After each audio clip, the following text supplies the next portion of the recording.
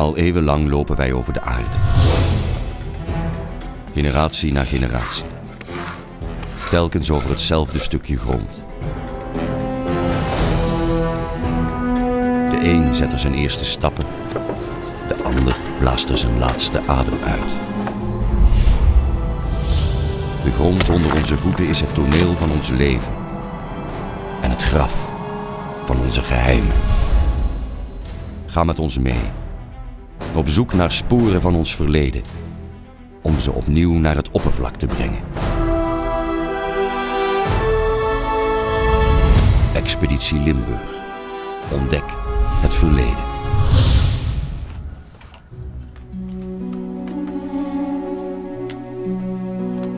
We bevinden ons nog steeds bij de archeologische opgraving in de leemgroeve Kesseltop te Schans, vlak tegen de Nederlandse grens aan nabij Maastricht, waar Ger Hoebe een team van archeologen assisteert bij de opgravingen.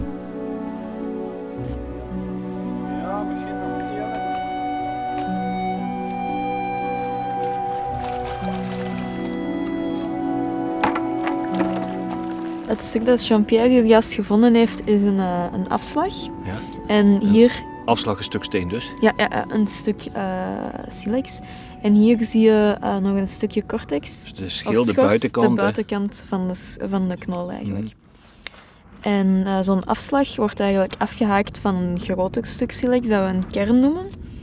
En zo eentje hebben we er vorig jaar gevonden. Met hier opnieuw uw schors. En hier zie je dan verschillende kleinere voorbereidingsafhakingen en langs de andere kant dan grotere afhakingen die rond zijn afgehaakt. Deze doen ze om de steen geschikt te maken om er van die scherven af te slaan, hè? Ja. Als ik dit nou bekijk qua vorm, dan kan ik me voorstellen, het lijkt een beetje op een pijlpunt, hè? Maar dat is niet. Nee, in deze periode hadden ze nog geen pijlen en boog en ook nog geen bijlen of zo. Ja. Maar inderdaad, de boorden zijn wel bijzonder scherp en daarvoor werden die stukken eigenlijk ook vaak waren die heel bruikbaar. Omdat die zo hier was het scherp om te doen, hè? Dan kon je als mes gebruiken, kon je mee schrapen. Ja. In latere periodes dus pijlen van maken.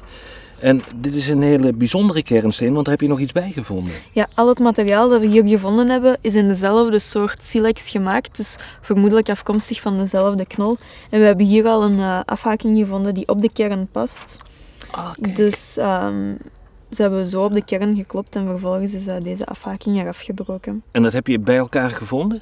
Op enkele meters afstand van elkaar, ja. Is dit spul allemaal, is dat nou hier aankomen spoelen met de wind of met water? Of hebben ze daadwerkelijk daar die knollen zitten bewerken? Alle gegevens die we nu hebben wijzen er inderdaad op dat effectief hier iemand heeft gezeten en een knolletje silex vuursteen heeft bewerkt.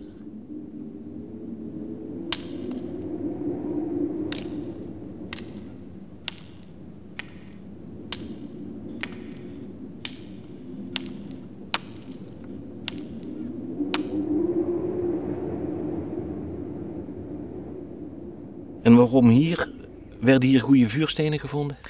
In de buurt is hier alleszins veel silex, veel vuursteen dat gevonden werd. En vermoedelijk hebben ze gewoon heel lokaal iets ingezameld en hier bewerkt. Fascinerend toch, hè? Kan ik me voorstellen dat een heleboel mensen zijn die denken, ja, een stukje steen. Ja. Ja, toch? Maar het is voor jou heel belangrijk, ja, het is voor jouw onderzoek heel belangrijk. Het geeft heel veel informatie, zeker het geheel van stukken die we hier hebben gevonden geeft heel veel informatie over het gedrag van de mensen vroeger. Aan de spreiding van deze stukjes steen, de afslagen, kunnen archeologen afleiden of de prehistorische mens zijn werk zittend deed, de steentjes liggen dan dicht bij elkaar, of staand, de steentjes liggen in dat geval ver uit elkaar. Zittend kan betekenen dat hij langere tijd op een plek verbleef. Staand duidt eerder op een kort verblijf. En dat kleintje? Het kleintje is eigenlijk ook een afslagje, maar dan op veel kleiner formaat. Wat ik nou zie, hè, wat we gevonden hebben, mag je dat afval noemen? Van die bewerker van die vuursteenknol? Nee, je kan daar eigenlijk op basis van de grootte of de vorm van de stukken niet besluiten of het al dan niet gebruikt is geweest of afval is geweest. Daarvoor moet je eigenlijk echt gebruikssporenonderzoek doen. Wil je uitmaken of een stuk gebruikt is geweest of niet. Ja. Wat ga jij er nou mee doen? Ik ben van plan om alle stukjes terug ineen te puzzelen en we noemen dat refitting. Om terug de oorspronkelijke knol te krijgen en dan te reconstrueren welke handelingen de prehistorische mens eigenlijk achtereenvolgens heeft uitgevoerd om al die verschillende producten te krijgen. Dat duurt even, maar als je dat zou lukken, wat is daar zo belangrijk aan? Het geeft eigenlijk heel nauwkeurige informatie over het gedrag van de mensen vroeger. Het vertelt je hoe ze de knol gedraaid hebben, waar ze vervolgens geklopt hebben, hoe ze heel het proces georganiseerd hebben eigenlijk. En dat is een hele hoge resolutie van informatie die je niet zo vaak vindt in deze periodes.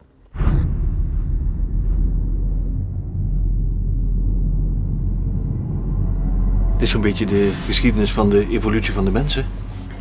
We hebben hier inderdaad enkele afgietsels van belangrijke fossielen die toch de essentie van onze heel complexe stamboom, die ondertussen teruggaat tot 7 miljoen jaar geleden, illustreren. En laten we daar maar even enkele fossielen bijhalen.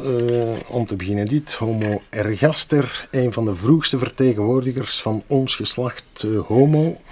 Met al een relatief moderne morfologie. Zeker zouden we dat vergelijken met nog oudere fossielen. De vorm bedoelt u, hè? Ja, de vorm.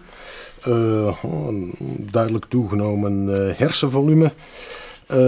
Homo ergaster, de producent van de welbekende vuistbijlen. En ook de eerste soort die het Afrikaanse continent, zoals we weten, heeft onze vroege evolutie zich in Afrika afgespeeld. En het is deze soort die als eerste dat continent heeft verlaten.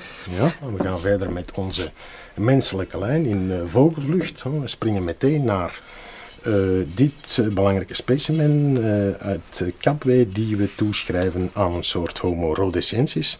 Of sommige antropologen zullen zeggen Homo heidelbergensis. Voor die mensen is heidelbergensis een soort die aanwezig is in het Midden-Pleistoceen. Zowel in Eurazië als in Afrika. Hoeveel jaar geleden? Wel, we praten hier een periode van 600.000, 500.000 jaar geleden. En ondanks het feit dat we nog geen enkel fossiel hebben gevonden, gaan we ervan uit dat we met de soort heidelbergensis hebben te maken. De soort die desalniettemin duidelijk op weg was naar de Neandertaler morfologie.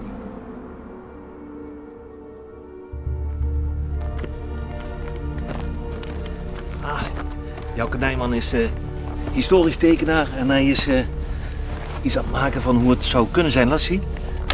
Alsjeblieft. Ja, dat zou best kunnen. Die voorstelling van de activiteit die hier heeft plaatsgehaald. Ja, maar ik hoor je zeggen, het zou best kunnen. Dat betekent, het zou ook heel anders kunnen zijn geweest. Ja, heel anders. Het is een persoon die vuursteen bewerkt is. Ja. We gaan ervan uit dat op zo'n kleine plek waar een knol vuursteen bewerkt is, dat hier hoogstens één of een paar mensen gezeten hebben. Hebben ze niet gewoond? Hebben ze zeker niet gewoond, omdat het mensen waren die door het landschap heen trokken. Het waren jagers, verzamelaars. Mensen die dus niet ergens op een plek woonden, vast zaten, maar die een groot gebied, zeg maar, doorkruisten en exploiteerden. En het bewerken van die vuursteen, dat is een hele snelle activiteit? Dat doe je in 5 minuten of hoogstens een uur. Moet je je voorstellen dat hier zo'n groepje gezeten heeft. Die waren door de munitie heen, die hadden gereedschap nodig? Die hadden gereedschap nodig. En het gereedschap dat ze hier geproduceerd hebben, dan moet je denken aan dunne scherpe afslagen die ze als mes konden gebruiken. Ja. Dat is de functie geweest. En de goede afslagen die hier geproduceerd zijn, die zijn met hem meegegaan. Die zijn verder zijn ze verder mee getrokken. Jouke tekende hem in een pak van een wolhaarneushoorn. In die ijstijdomgevingen, daar zijn veel wolharige neushoorns. En mensen droegen kleren? Dat is niet zeker, omdat kleding conserveert niet, dus die resten vinden we niet terug. Van de andere kant is het wel waarschijnlijk, in een bar klimaat, dat ze zich beschermd hebben tegen de kou en tegen de regen. En als je regelmatig grote dieren slacht, die je dus gevangen hebt, dan heb je de huiden beschikbaar. En het is heel logisch te veronderstellen dat ze gebruikt hebben om zich te beschutten. En het representeert in feite een heel kortstondig moment van het gedrag van die mensen. Die werden misschien wel 20 jaar, laten we daar niet over uitweiden. En over die activiteit van 5 minuten, daar vinden we ze op terug. Daar vinden we ze op terug, maar we krijgen wel een heel goed beeld van zo'n kortstondige periode van activiteit van die mensen. Dus menselijk gedrag is heel belangrijk en kun je op dit soort plekken kun je heel goed bestuderen. Ja.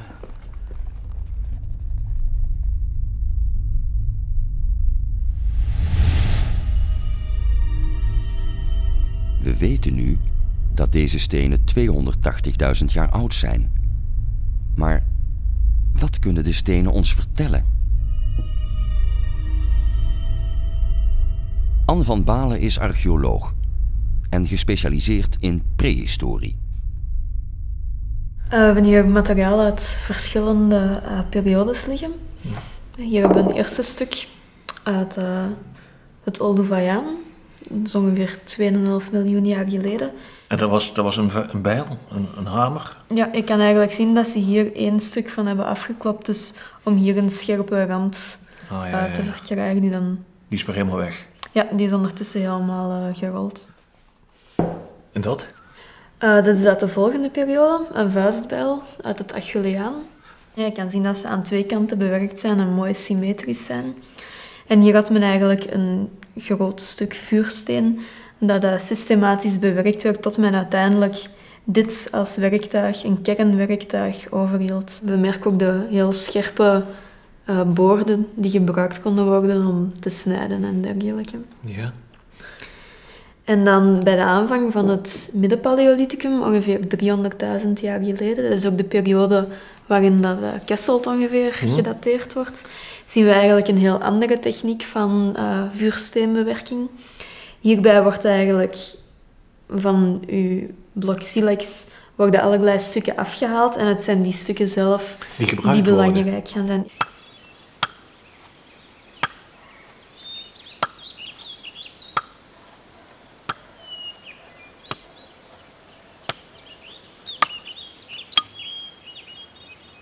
Diederik Pomstra is expert op het gebied van steentijdtechnieken. Hij demonstreert hoe de vroege bewoners van Limburg stenen werktuigen vervaardigden.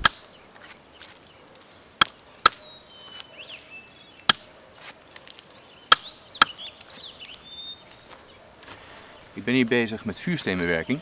Misschien wel het oudste ambacht ter wereld. Vuursteen is een hele bijzondere steen. Het lijkt eigenlijk op glas. Het heeft geen structuur. Dus niet zoals leisteen, dat het allemaal laagjes heeft. En afhankelijk van het gereedschap waarmee je werkt, of de hoek waaronder je slaat, en de hoeveelheid kracht natuurlijk, bepaal je hoe een scherf eraf komt. Nou, ik ben nu bezig met een vuistbijl. De vorm begint al een beetje zo in te komen. Dat zie je hier wel. En dat is een van de oudste werktuigen die we kennen in Nederland. Een ander oud soort werktuig, dat zijn de Levallois-afslagen. Zowel de Neandertaler als de Heidelberg-mens gebruikten die techniek. En dit is een echte oude Levallois-kern, noemen we dat. Je kunt zien hoe de Neandertaler hier eerst een scherf heeft afgeslagen, toen daar en toen daar. Om hier een uitstekend punt te krijgen om de slag eraf te kunnen slaan. Dan zou hij een mooie, brede scherf krijgen met aan alle kanten scherpe randen om mee te snijden of te schrapen of wat dan ook. En zo heb je dus allerlei gereedschappen en allerlei manieren van vuursteenbewerking om je werktuigen te maken.